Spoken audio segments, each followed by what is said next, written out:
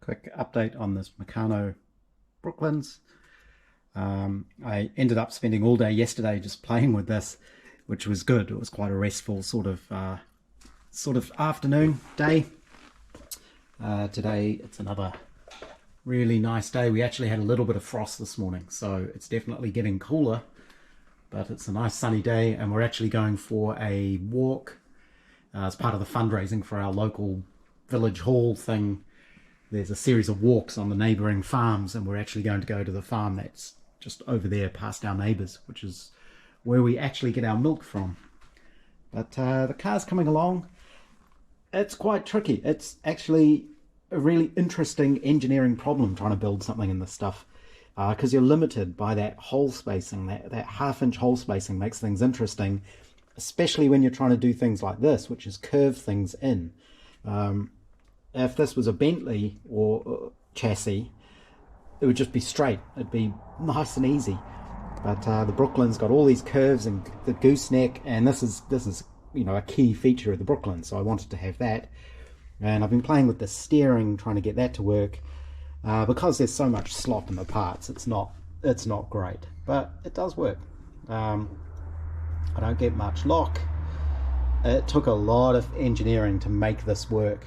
The problem is, like any real steering system, it has to be very rigid, or else you lose motion, steering motion, through the parts bending away from each other or pulling towards each other. And the other thing is just lost motion in all of the different joints and bits and pieces. So, you can see there, like all good car projects, it's sitting on a pile of its own tyres. There's so much lost motion in these things. If you think this, what is it? It's the drag link. Is that right? Yeah, this is the drop arm here, drag link. If you think that's a funny shape, it's because it is a funny shape. If you look on the real car, you can see it's quite convoluted how it has to bend to get everything to link up. But it is coming along. You can see I've got the little hand controls there.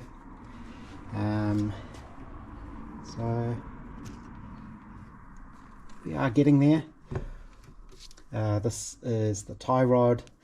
The little screws, I don't have very many of the longer screws. Most of the screws are all the same length. Every so often you need a longer one, and I've only got one more of those.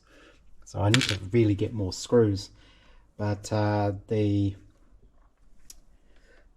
this tie rod, what I ended up doing was I discovered that Meccano axles, these things, are exactly the same diameter as our standard, we call it number 8 fencing wire in New Zealand. It's just the magnets.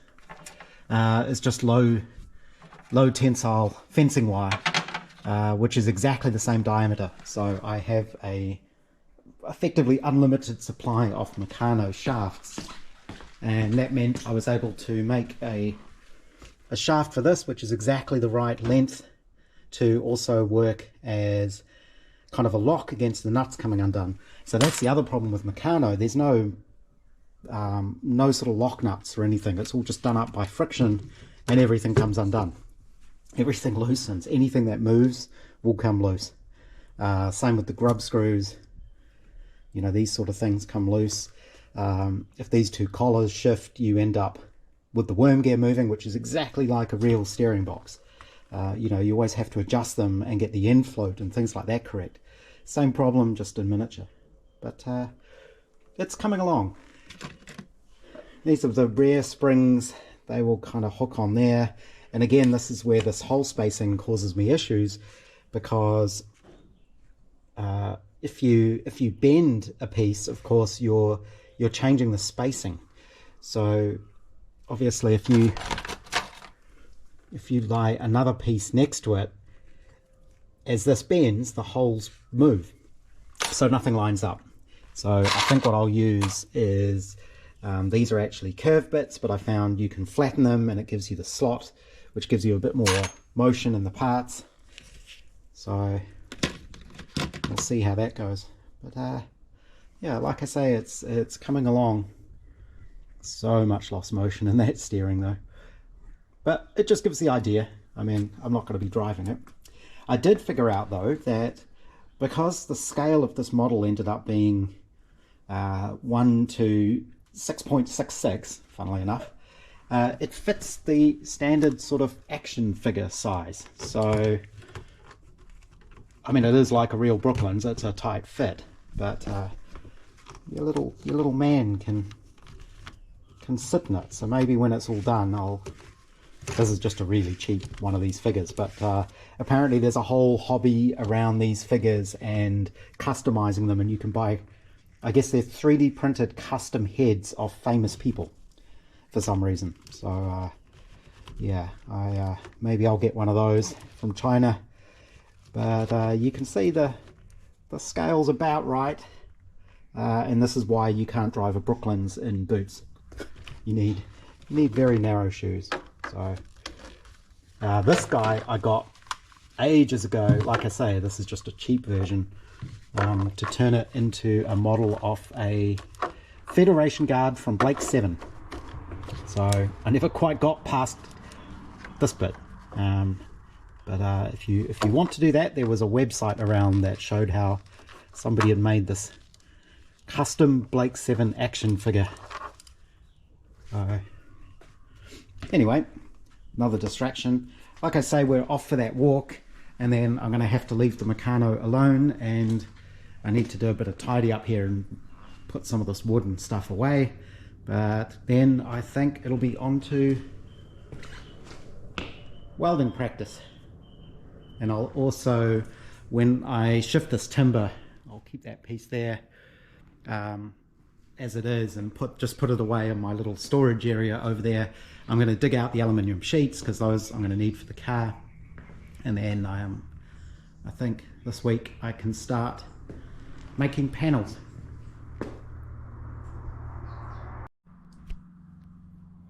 Back from our farm walk. I'm trying not to get distracted, but I keep getting distracted. I managed to get this Meccano car up on its wheels, and it's coming along okay.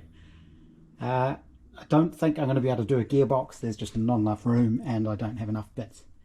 And similar with a differential, I don't think I'm going to be able to build that with the parts I've got, but I will try and do the torque tube and make the rear axle look a bit more rear axle like. Got a pretty good idea how I'm going to do the fuel tank. Don't know what I'm going to do about the body. I think I'll just have to make that as a shell that just kind of sits down on top of it, and I'll have to make up some sort of pretend engine. But the steering works. You can see it's pretty much to scale. Look over the top. And it's got that. I think the front's sitting a little bit high. Again, you can only do so much with 1/2 inch spacing. But it's got the sort of gooseneck there, and it's got the underslung rear axle, and it's nice and low. So yeah, it's coming on well. Somebody mentioned in the comments about my little sort of lounge thing here being good for whiskies and cigars. Funny that someone should mention that, because down here, if I can open it, it's hard to open this little box.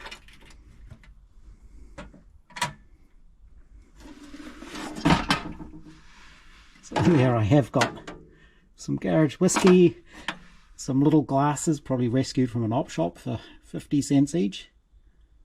It's a Lee's cycle car,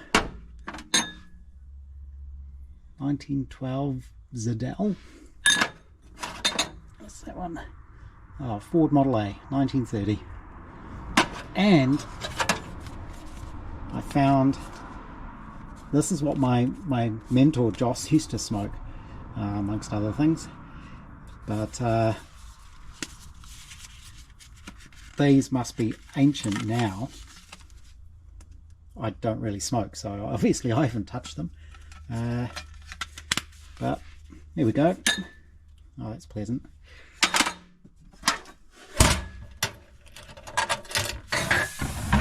And that lives under there. The good thing is I find I drink way less of it, lasts a lot longer, because usually when I'm out here I'm doing stuff, machining and things like that, so I don't touch it. And by the time I go inside and think, oh, a shot of whiskey would be nice, it's too cold and dark to come back out here. So it's good. Lasts a lot longer than having it in the house. So I'm still doing my tidy up, and I'm just going to put things away and start getting set up for the aluminium working side of things. I didn't quite get to moving around my metal supplies over there. I got distracted with things, including the Meccano again. I have cleaned up a little bit here. I had one sheet of plywood left over, and I want to keep that as a nice sheet, but I needed somewhere to store it, so I've just put it up here as a sort of temporary wall, just some little blocks to hold it. It's sitting up on little strips so it's off the ground.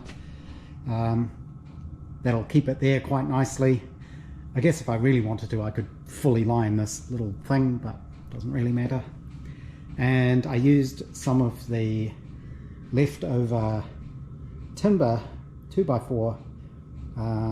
I've glued those together, and I really need to make metal things for my clamps instead of little ash ones, but it seems to do the trick. And what I'm going to use that for is something I've been meaning to do for years, literally, which is with my fake fireplace here. I never made a mantelpiece for it. It's just had this temporary piece of oak from an old drawer sitting on top of it. So what I will do is I will plane that down once the glue's dried, and I might fill in the top so it looks like a solid piece of timber. It doesn't really matter, and then I'll sort of stain it up and make it look like the rest of it. That'll fit on top of there. There's a hole here, so those two blocks that are on top will be screwed to the bottom of the top, and that'll locate it in this. I had actually done something on the Riley, even though I've been saying I haven't been doing anything. I found a slightly nicer ammeter, just a little bit more correct. It's kind of a bit more worn. The brass, it's got a brass sort of edge, but that's just a nicer, cleaner meter than the one I had in there. I made this kind of clamp there. I haven't actually tightened that up yet. I'll do that at some point. This was the old one, which is an Australian one. It was always a little bit dinged. I just didn't like the look of this one. So now I've got a proper made in England Lucas in there, which is good. And I'm going to try and keep these little films a bit shorter. Not because I've had complaints that they're too long for people to watch, which I have had, but mainly because it takes me too long to upload them. So a 1 hour film can take 3 or 4 hours to upload because of our slow internet here. But I've got a little bit more on this Brooklands. I rejigged the middle bit to make it look a bit more like a gearbox. It's now got the extension, a little gear lever. And that's made it a lot more solid around the steering, which still kind of works. The steering's not great. I also realised these wheels are all wobbly. They don't run particularly true, especially this one. I think the boss is loose, so I need to fix that, but it's not a model that is going to get played with. The idea with this is when it's finished is it'll just be a static display. I might see if I can get some sort of cabinet to go on the wall with a glass front, put it up there somewhere. I think it'll just be a cool thing to have. And I'm really pleased I didn't bother trying to clean up the Meccano. I think you'd end up in a mess trying to put together a really nice model without scratching or damaging the paint. This was my experimental torque tube, which kind of has to be square, should sort of go down the middle somewhere like that, but that's coming along. I'm quite pleased to have it on its wheels. I think that now it's like a real model. and I think it would actually just fit inside there. If I took all the trays out, I could actually put it in there and shut the door, but it'll be fine like that. And the reason I haven't moved all my metal is because I'll have to do things outside. It's probably hard to pick up on the camera, but the sun's going down now and it gets dark very quickly and cold very quickly. So I've actually got my little diesel heater going just to make sure it works. It's on the lowest setting at the moment, so it's pumping out quite a bit of warm air. On the highest setting, it really pumps out a lot of heat. So that's where we're at for this one, I think.